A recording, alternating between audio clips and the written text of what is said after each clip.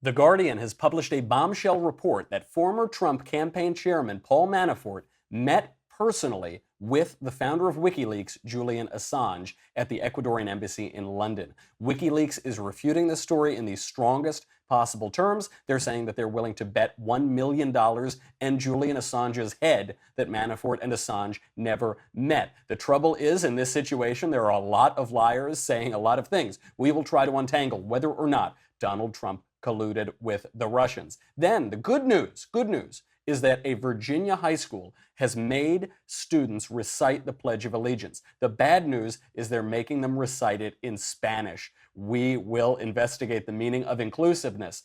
Finally, vegans ruin a nice steak dinner, and a mother is trying to castrate her son in the name of transgenderism. I'm Michael Knowles, and this is The Michael Knowles Show.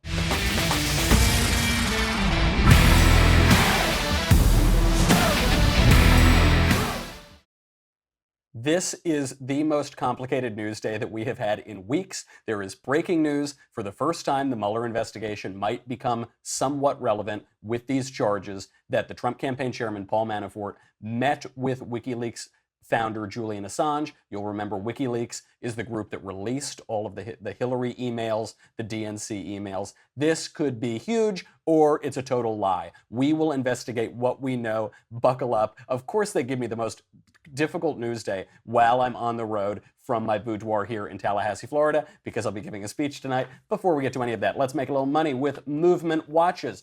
Oh my gosh, holiday season. Well, we've had the first holiday, we had Thanksgiving, now people are getting ready. I think Hanukkah is next week or this week. Christmas is coming right around the corner. Boxing Day, that's when you go get even more discounts. Get a movement watch. I love movement watches. I am both obviously they sponsor the show. I also buy their products regularly and am giving them out to my friends and relatives for Christmas. They are fabulous. They look super sharp. This is the Revolver collection and looks very cool, and I get compliments on it all the time. They have a new watch, which is a mechanical watch. It's automatic. It's a little bit more expensive, and it's really, really nice. You would be paying a ton of money for these watches in stores, $400, $500 for that mechanical watch. Who knows, $1,000. But Movement is able to cut out the middleman. I love their products. They are all about looking good while keeping it simple. It's also a ground-up entrepreneur story. It's these college dropouts. They now sell watches. They've sold almost 2 million in over 160 countries. Quality design at a fair price. I can't say enough about this organization. They make just terrific products. Get 25% off today during Movement's Black Friday Cyber Monday sale. Free shipping, free returns by going to mvmt.com/covfefe, COVFEFE. Do it now. You'll regret it if you miss this sale. Your friends will love it. mvmt.com/covfefe, COVFEFE. Join the movement. I'm already doing it. I'm giving out a bunch of these for Christmas. They're just super, super cool and a great deal. Okay, let's dig into the toughest news day of the last few months. Very, very complicated story. We're going to boil it down and tell you everything you need to know. Right now, Bob Mueller is going after Paul Manafort.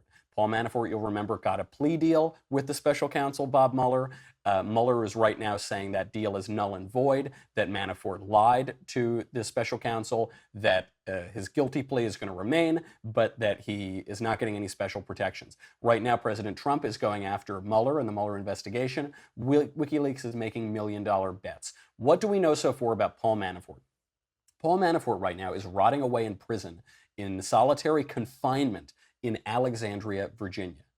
Paul Manafort, he's been a lobbyist for a long time. He's worked for major Republican politicians on major campaigns. He, did some dodgy dealings, as lobbyists are wont to do, and he, for a short period of time, ran the Trump campaign right around the Republican nominating convention because he was really good at whipping those delegates. Paul Manafort, for that crime, and obviously other charges, but basically, practically for that crime, is now rotting away in solitary confinement in prison. Aren't we all safer now? Aren't we all safer that Paul Manafort is off the streets? We were talking about criminal justice reform, how we need to get people out of prisons. They've locked up a guy basically for helping Donald Trump. Bob Mueller right now, the special counsel, is saying that in his plea deal, Paul Manafort lied and breached the deal that he signed 2 months ago. Paul Manafort denies this in the strongest terms. He says he did not lie to the special counsel. What this means is that all of those promises that the special counsel made to Paul Manafort, that he could avoid certain prison time for certain crimes, he could avoid going to jail for certain crimes, that's gone. That is off the table now. But the way a plea deal works is you say, I'm going to plead guilty to certain crimes, and you're going to give me lenient treatment. The trouble now is he's not going to receive any lenient treatment, but he can't withdraw his guilty plea. So he's already on the hook for those crimes. He faces 10 years in prison currently, and who knows, with the addition of other charges, how much longer he's going to be in prison. What was the lie about? So what it seems to be, we're only getting little bits and pieces of this, is from this Guardian story. The Guardian ran it, and they are alleging that Paul Manafort met with Julian Assange, the head of WikiLeaks, multiple times over the years, starting in 2013, again in 2015, and then most importantly in 2016, just before or right around the time of the release of those Democrat emails that had been hacked that WikiLeaks sent out, which certainly changed the tenor of the presidential election. I don't know that Hillary would have lost, or rather that Hillary would have won if these emails hadn't been released. I'm not sure about that. Hillary's a terrible candidate. Trump ran a unique campaign. He's a unique American figure, but that's what the Democrats blame it all on. So the Guardian ran with this story, and all these parties that are involved, Paul Manafort and WikiLeaks, are denying it. Now, who knows? Paul Manafort's a lobbyist. Could he be a liar? Sure. Julian Assange is an anti-American spy, though he did help us out with that Hillary Clinton election. Could he be lying? Yeah, of course he could. But who are the sources on the Guardian story? They're anonymous. They're anonymous. Manafort's calling them 100% false, and WikiLeaks is going really hard after this. They say that they will bet $1 million and Julian Assange's head that Paul Manafort and Julian Assange never met.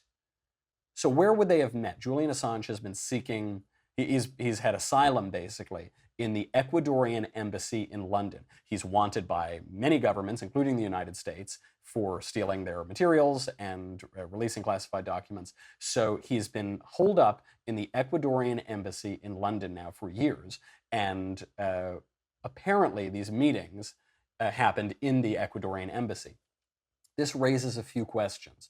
One, why would he have met with Julian Assange?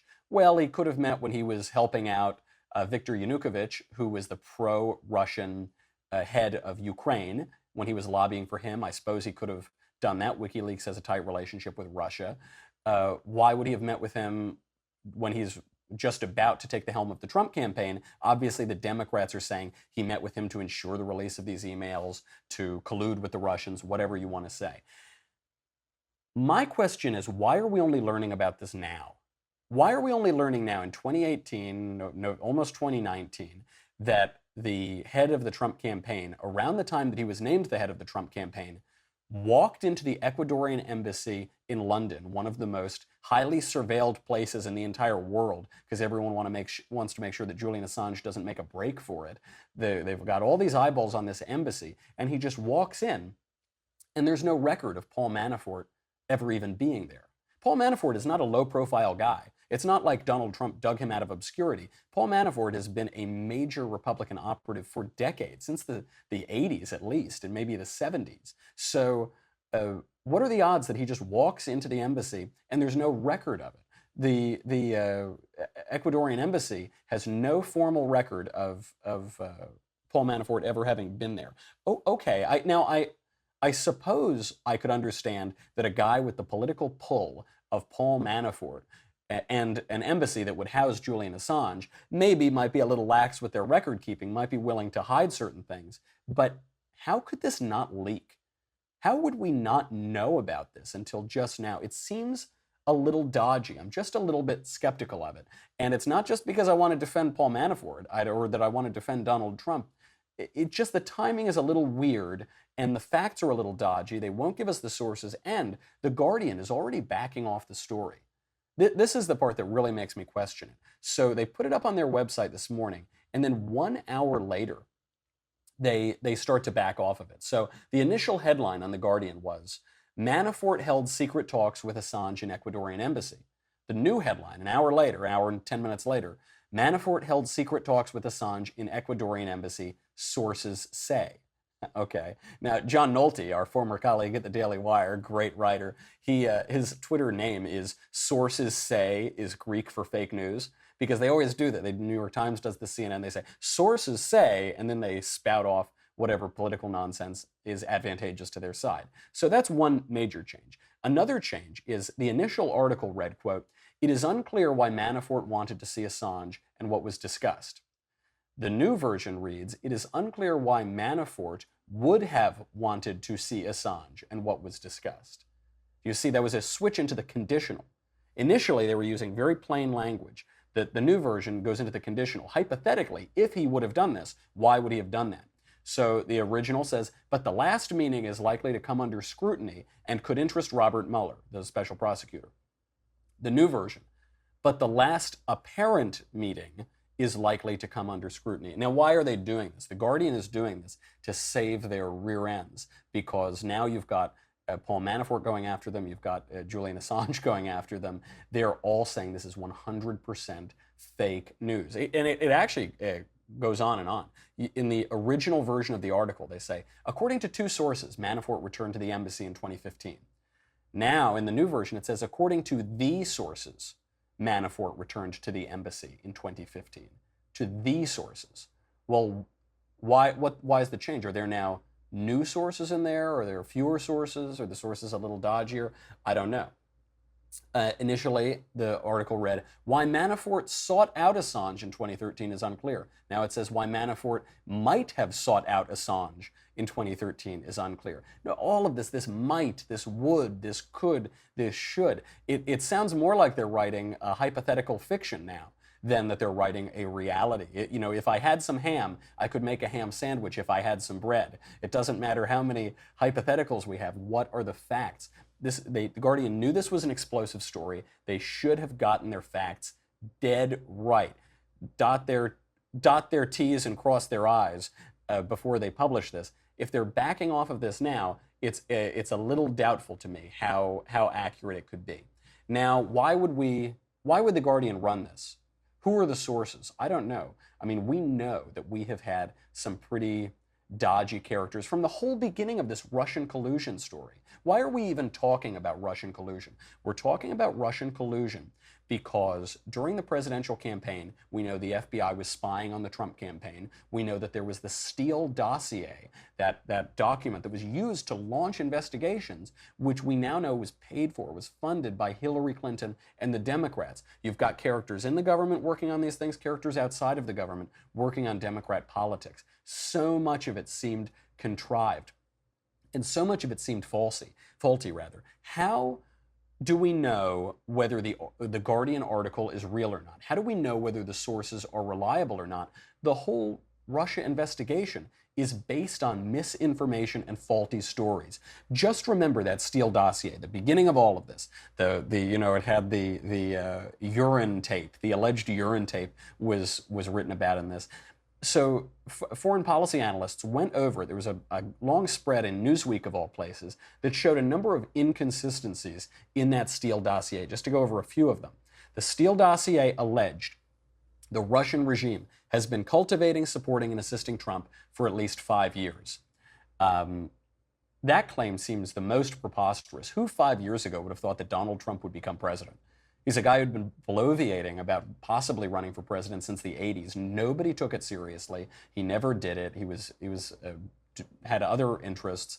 The political analysts didn't take it seriously. So that must mean that Vladimir Putin is a psychic. He could read Trump's mind and knew he was going to run and knew that the American people would elect him. That part, just not credible at all. Another claim in the Steele dossier, quote, so far Trump has declined serious sweetheart real estate business deals offered to him in Russia. We know this isn't true because we know he was going after sweetheart real estate deals in Russia. They can't have it both ways. The left can't have it that Donald Trump is corrupt and he's using his influence to try to get sweetheart deals and to further enrich himself, and that he hasn't done that at all. We know that after the Miss Universe pageant in Russia, he was meeting with Russians to try to get deals. We know that he tried in 2013 to get a Trump hotel in Russia. So we know that that part of the Steele dossier is false. It goes on, it says, quote, he and his inner circle have accepted a regular flow of intelligence from the Kremlin, including on Democratic and other rivals. Okay, these things all sound plausible until you scratch just below the surface. If he's regularly receiving a flow of intelligence during the campaign, why didn't he use any of it? During the campaign, his main tools were saying mean things about illegal aliens, wearing cheap hats, and calling Hillary crooked. All of which I support. I'm all for that. But he didn't leak any shocking information. There's no evidence that he got any flows of intelligence. What else? Obviously, there was the alleged urine tape, which we don't believe because Donald Trump is a germ freak. He's an apparent germaphobe. And also, if he knew that they had some video like that on him, don't you think he might have considered not running for president? Isn't that just a ticking time bomb? Yeah, of course. Now, it goes on further in the Steele dossier. They say that there's another dossier of compromising material on Hillary Clinton that was collected by the Russian intelligence services over many years, but it was not distributed abroad, including to Donald Trump. Okay, also totally believable. Hillary Clinton mishandled federal records. We know she was regularly communicating on unsecured devices. She had her own private email server at home. Okay, I totally believe that they're collecting intel on her. But that line in the Steele dossier contradicts the earlier line. On the first hand, we're being told that Donald Trump is regularly receiving intelligence on all of his Democrat opponents like Hillary. Then we're being told he hasn't received intelligence on Hillary. That's a contradiction just within the Steele dossier. Which is it? We're then told later in the Steele dossier, the dossier is controlled by Kremlin spokesman Dmitry Peskov on Putin's orders. Why on earth would a spokesman be the one to handle the dossier on Hillary Clinton? Why would it be? I've worked as a spokesman for politicians. I've worked as a press secretary.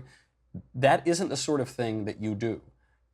When you're a press secretary, you smile on camera and you communicate to the public what the politician is thinking or doing.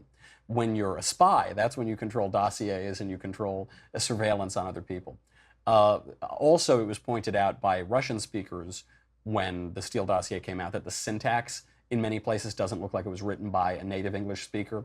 It might have been written by a Russian. And finally, we're told that in the Steele dossier, quote, the existence of a Russian dossier or compromat on Hillary Clinton is confirmed by source B and was collected by Department K of the FSB for many years. Now, if you or I are reading that, it would be gibberish to us, right? It would be like reading Russian or reading Greek or something. We just don't know.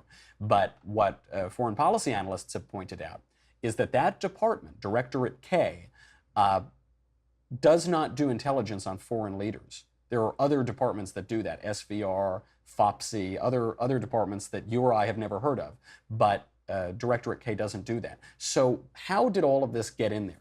One of the suggestions is that the Steele dossier was actually Russian misinformation. So it was fed with false information from Russians to further complicate the American political system and throw it into turmoil. My question, the reason I just went through all of that Steele dossier stuff, is how do we know that's not what's happening with this Guardian article? How do we know that we're not getting more Russian misinformation? The Russians have dealt in misinformation forever, for eternity, and obviously during the Cold War that was their specialty. How do we know that that's not what we're getting here? Who knows? What does Bob Mueller know? Is this really what he knows? Or is there something else that we haven't heard of yet? Is this being cooked up by bad actors? I'm not saying I'm going to believe Bob Mueller, or rather Paul Manafort, just because he says so. I'm not saying I'm going to believe Julian Assange just because he says so. I'm not saying that I'm just going to believe Donald Trump just because he says so.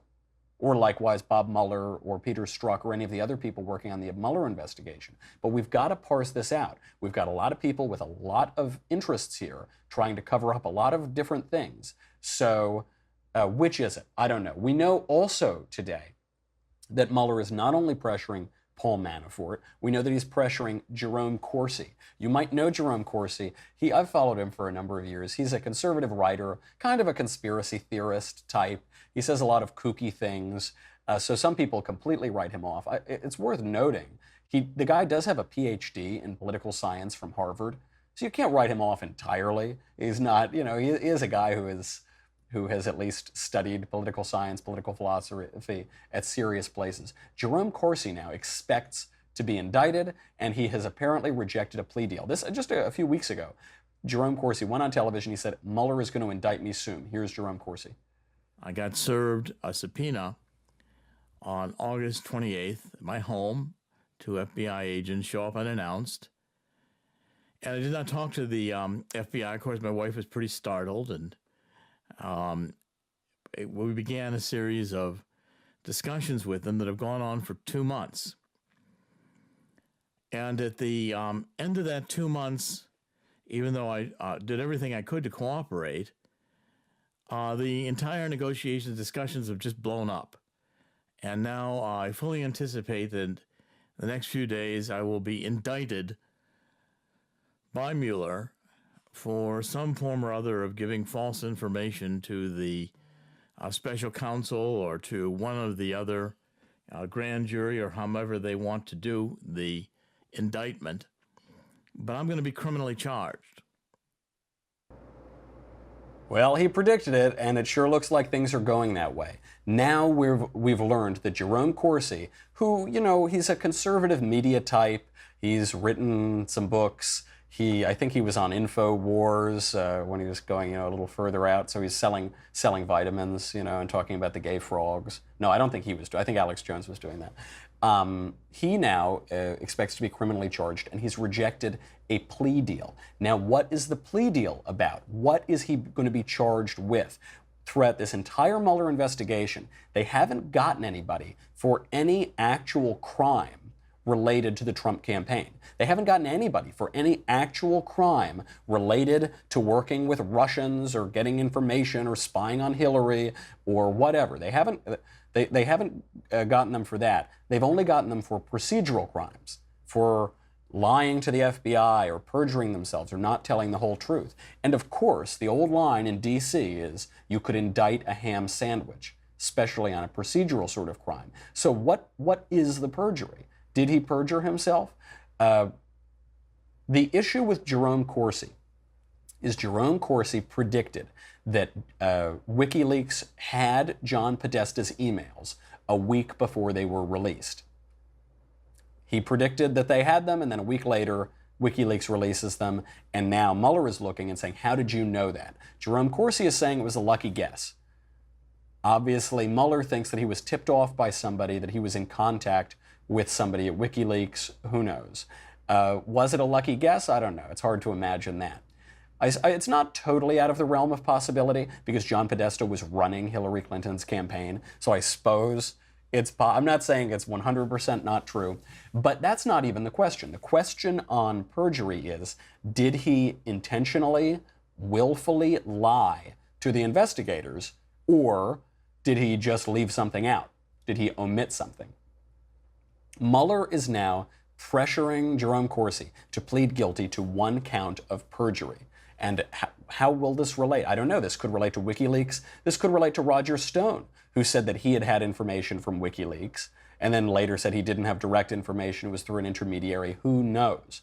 Corsi is sticking to his story, that he forgot certain things, but did not willfully lie to the investigators.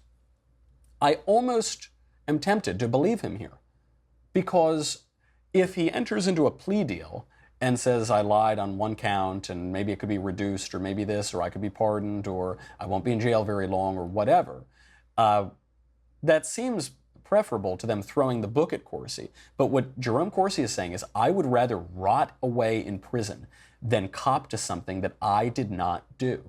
That I did not lie. I'm not going to say that I lied just because Bob Mueller wants me to. I'm not going to spout a storyline that the special counsel is trying to build if it's not true. And that is where Donald Trump comes in. Because you see this building over time. Bernard Kerik, the former police commissioner in New York, suggested this in some tweets yesterday.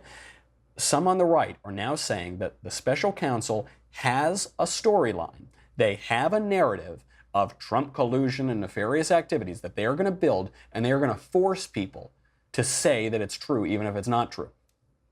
Donald Trump, he tweeted out in his typical subdued way, quote, The phony witch hunt continues, but Mueller and his gang of angry Dems are only looking at one side, not the other. Wait until it comes out how horribly and viciously they are treating people, ruining lives for them, refusing to lie. Mueller is a conflicted prosecutor gone rogue. The fake news media builds Bob Mueller up as a saint, when in actuality he's the exact opposite. He's doing tremendous damage to our criminal justice system, where he is only looking at one side and not the other. Heroes will come of this, and it won't be Mueller and his terrible gang of angry Democrats. It goes on, don't worry. This is a 3-tweet tweet. He goes on, he says, look at their past. Look where they come from. The now $30 million witch hunt continues, and they've got nothing but ruined lives. Where is the server? Where's the Hillary email server? Good point. Let these terrible people go back to the Clinton Foundation and Justice Department. He makes a good point. Donald Trump makes a good point. Where are the investigations into Hillary? Where is the prosecution? Where are the investigations into Democrats? Why was the Mueller investigation stacked with so many anti-Trump, never Trump operatives? Why was it stacked with somebody, Peter Strzok, who said in a text message to his lover, I will use the force of the FBI to prevent Donald Trump from being president? Why that is a little weird. It's a little weird that it's dragged on like this, and they've got nothing thus far. They've come up with nothing. So what are we to make with all of it? We know that Paul Manafort's dodgy. We know that WikiLeaks is dodgy. We know that the FBI officials who were involved in the Mueller investigation are dodgy. The investigation itself is dodgy, and Donald Trump, love him to death, but you know, he occasionally can be a little bit dodgy. Or he can dodge questions. I'll massage that. We know that there are a lot of people here, and we can't take any of them at their word. That's fine. Put not your trust in princes. I don't put my faith in princes, but just pull out of the details. I wanted to give you the details here because you're going to hear narratives being spun on constantly. You're going to hear all of these things in the mainstream media, and because you don't know that, they're expecting you not to know the details so that they can spin their yarn, but you need to know the details to know that, that's not true, oh, that's not true. But now that you know the details, zoom out. What are we looking at? We're looking at Paul Manafort, a political operative, is rotting away in solitary confinement. And the question I got to ask you is, would he be there if Donald Trump were not elected president? If he had never worked for Donald Trump? Would he be there? Let's say he were just lobbying for Ukraine, doing his activities, kind of being a Republican operative. Would he be, I know he's in jail for other crimes. I know it's tax evasion or this or that. Right. Would he be in prison if he had not committed the unforgivable sin of helping Donald Trump become president? Of course not. Bill Clinton commits perjury. He commits perjury while he's president. Gets off scot-free, no problem. Hillary Clinton improperly handles federal records. She then destroys those federal records. Why? Because she was accepting bribes while she was in office. Tens of millions of dollars from the Saudi government, to use just one foreign regime that's in the news. Selling our uranium to Russian interests. Approving the sale in exchange for, apparently, some money. What happens to her? That's no problem. But Paul Manafort has the audacity to work for Trump. He's going to rot in prison. What crime is Donald Trump being accused of? Can you name one crime? No, of course not. They accuse him of collusion because they don't have a crime that they can name. And collusion is not a crime. There is no law against collusion. And by the way, if there were a law against collusion, Hillary Clinton would be culpable of it. This whole thing was kicked off by a Steele dossier that was funded by Hillary Clinton and the Democrats. They were the ones. Where did the information from the Steele dossier came from? It came from the Russians. It had to come from the Russians. They're the only ones with the information. So we know for a fact that Hillary Clinton paid with her money through various intermediaries, but from the campaign and the DNC, paid for this information, colluded with the Russians, did exactly what Donald Trump is being accused of doing. Why is there no investigation into her? Why are they dogging these Republicans? I don't know. It seems that there's a lot else at stake. What is this really about? Is this about the Donald Trump campaign? No way. It stinks to high heaven. We will have to get to more of that, but we can't get to it now because we've got vegans to talk about and how vegans ruin everything. We've got this awful woman who is ruining her child's life by trying to castrate him. And tonight, you should come out to Florida State University. I'm going to be at FSU tonight at 6 p.m. Eastern for the latest stop on my Yaf Covfefe on campus tour. Snowflakes obviously will be melting everywhere, so get your tumblers ready. We will be discussing why I'm on the wrong side of history class. It should be a lot of fun. It will cause a lot of maybe the professors will come out and protest me this time. Maybe the gender studies sociology professors will come out and march on my speech. We'll see. We'll see what happens. Show up tonight. It's going to be a lot of fun. 6 p.m. Eastern at FSU. If you are on DailyWire.com, thank you very much. You help keep the lights on, even in this hotel room. You keep Covfefe in my cup. If you're not, go to DailyWire.com. $10 a month, $100 for an annual membership. You get me, you get the Andrew Klavan Show, you get the Ben Shapiro Show, you get Ask Questions in the Mailbag, you get a lot of stuff. None of that matters. The Leftist Tears Tumblr matters. Did you go to your left-wing relatives for Thanksgiving and not bring the tumbler? Well, no, you didn't, because you would have drowned and you wouldn't be watching this show right now. Make sure that you don't do this at Christmas. That would be, especially with the temperatures getting lower and lower, the leftist tears will freeze. You'll get leftist hailstorms. It can really be dangerous. Knock you on the head. Don't do that. Go to dailywire.com. We will be right back.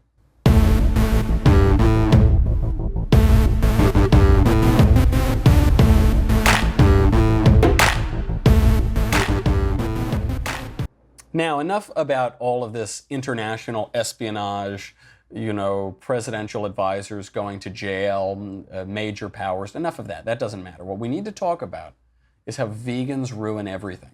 They ruin everything. There was a video, there were some nice British people just trying to enjoy a steak meal, maybe some delicious veal, some, nice little delicious baby veal, and a bunch of vegans stormed in and hilariously tried to ruin their dinner. Here they are.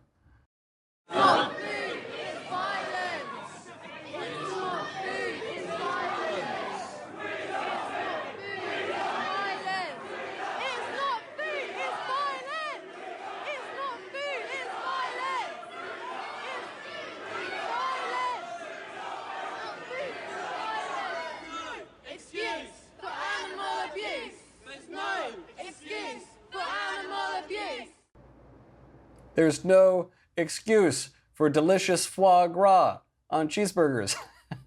there's no substitute, is what you mean. There's nothing so delicious. I won't out a friend of mine, a member of Congress, who I was talking about this issue one time with that person, and I said, "Did you ever see that movie Meat from the 1970s?" And this person turned to me and said, "Oh yeah, I saw it, this whole movie about how awful the meat industry is. And gosh, I left there just hankering for a porterhouse.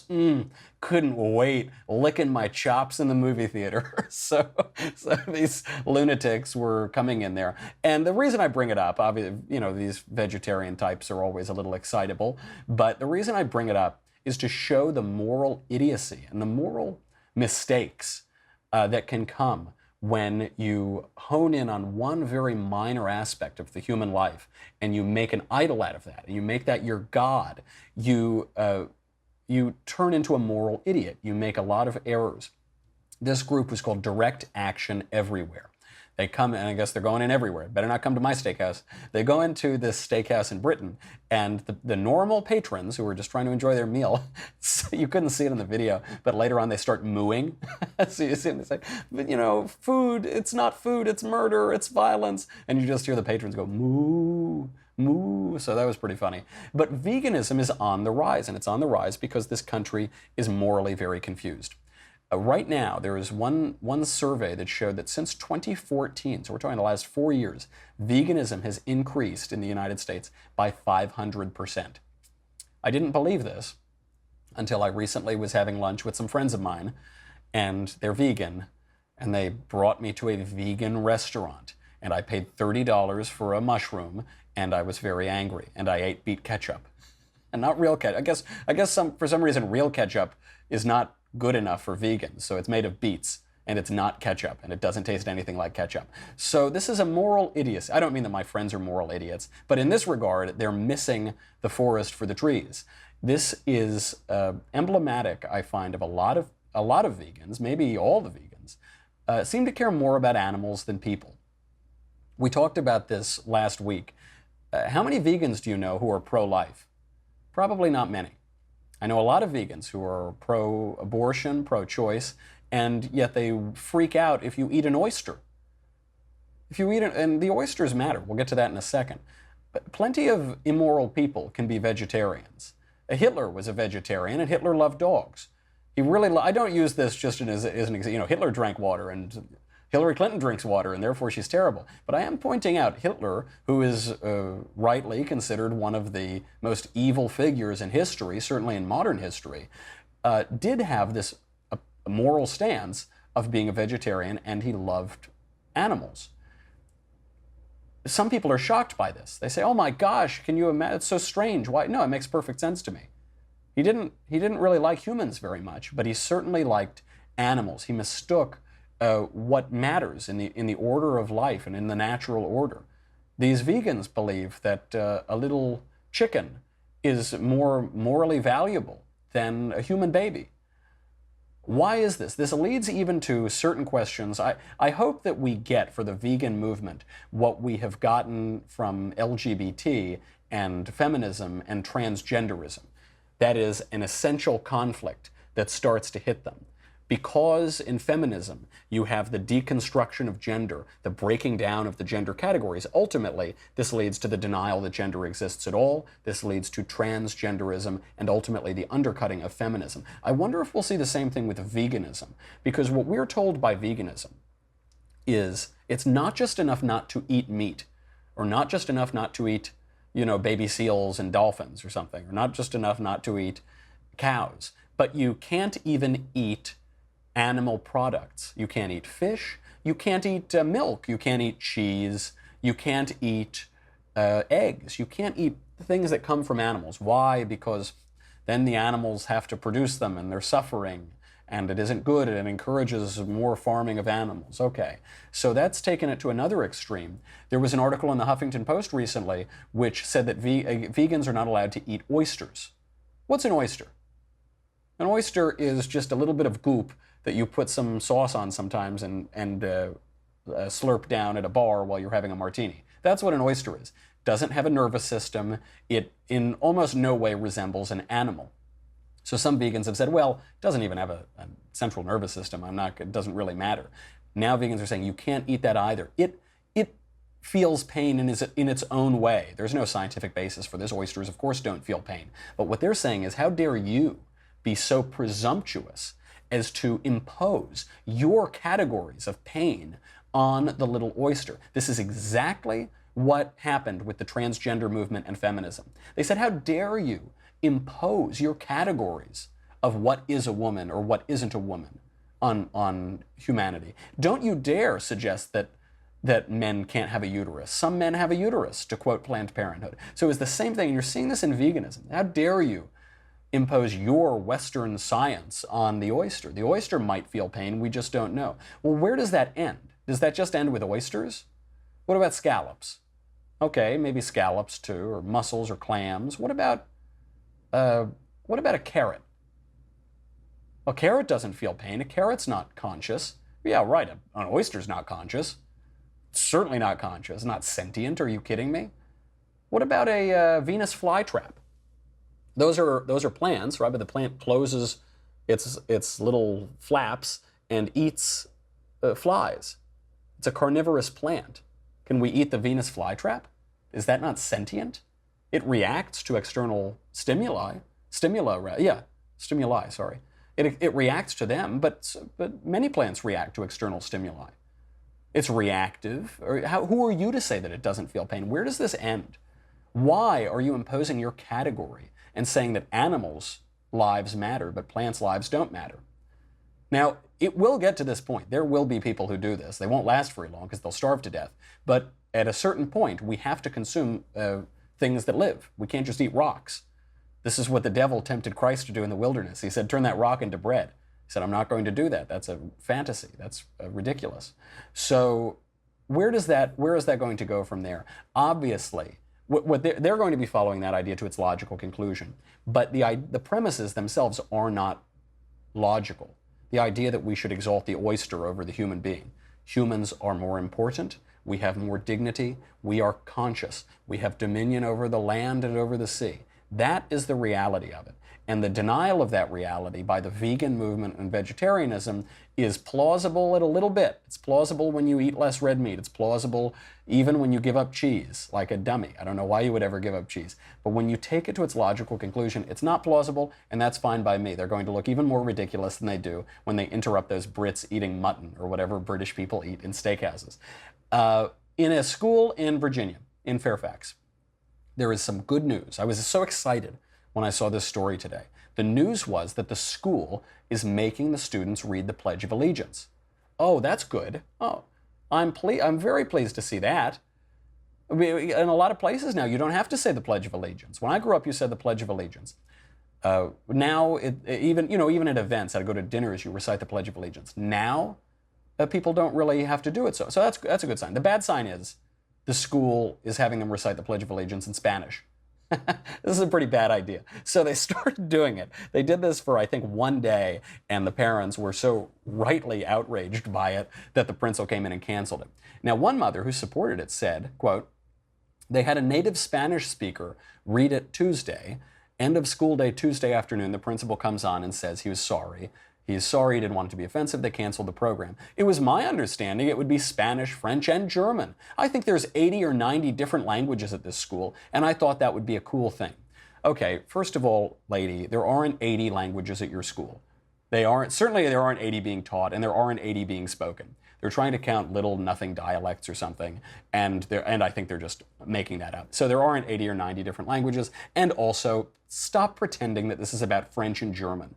They didn't decide to institute the reading of the Pledge of Allegiance in Spanish so that we could practice our French or our German. That did not happen at all. And the school admits it as much. The school said that they were trying to promote engagement and inclusion. Quote, this is a statement from the school. A school administrator suggested students lead the pledge in Spanish to promote engagement and inclusion. Administrators believe this was an opportunity for other voices and languages to be heard and to recognize the school diversity. Are they recognizing the diversity of all those French immigrants at the school? How about all those German immigrants who finally they made it over to recognize their diversity? Of course not. This is about Spanish. And we've seen this trend for years. Now, when you call up customer service, they say press 1 for English, or press 1 for Spanish or whatever, because it has not been encouraged for people to assimilate into the United States. This is a big problem. So they say, okay, we're going to say the Pledge of Allegiance in Spanish. Why? The United States is not a Spanish country. The United States does not speak Spanish, or the Declaration of Independence was not written in Spanish. The Constitution was not written in Spanish. Our founding fathers didn't speak Spanish. I'm all for learning different languages. I speak multiple languages. I like it. I read the Italian newspaper frequently. I'm all for it. I don't think we should recite the Pledge of Allegiance in Italian.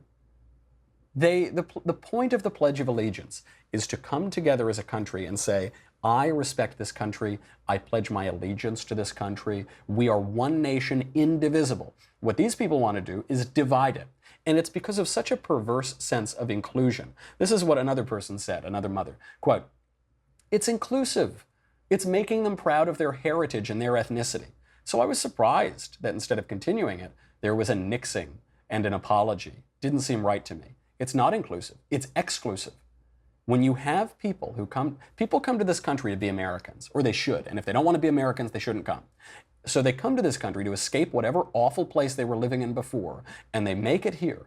We should encourage them to be Americans. We should not exclude them or make them different or make them other by encouraging them to speak the language that we don't speak here. That's a very bad idea. It's making them proud of their heritage and their ethnicity.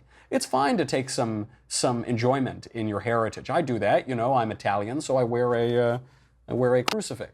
I'm a Catholic and I wear a crucifix, and I'm Italian, so I wear a gold chain. It's nice to enjoy that. I eat a lot of manigot and a lot of cannoli and things like that. Okay, that's great. But I'm not proud. I don't walk around saying I'm an Italian. I don't walk around waving the Italian flag. Of course not. I'm an American. I'm as American as apple pie. A little swarthy apple pie, but a little burnt, a little crispy apple pie. And that's how people who come to this country should be brought in too. You shouldn't be proud. You shouldn't be exactly proud of your heritage and ethnicity. You left that. You left that behind to come to America.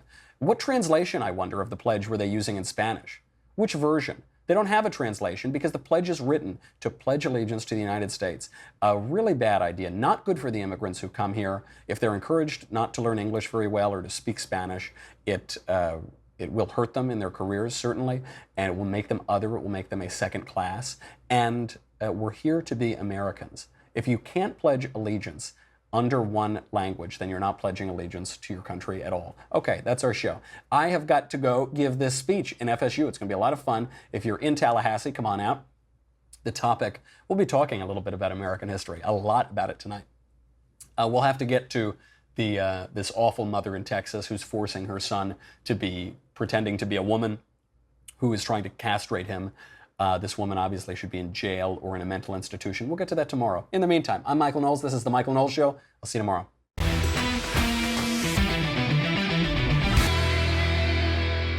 The Michael Knowles Show is produced by Senia Villarreal. Executive producer, Jeremy Boring. Senior producer, Jonathan Hay. Our supervising producer, Mathis Glover. And our technical producer is Austin Stevens. Edited by Jim Nickel. Audio is mixed by Mike Coromina. Hair and makeup is by Jesua Olvera. The Michael Knowles Show is a Daily Wire Forward Publishing production. Copyright Forward Publishing 2018.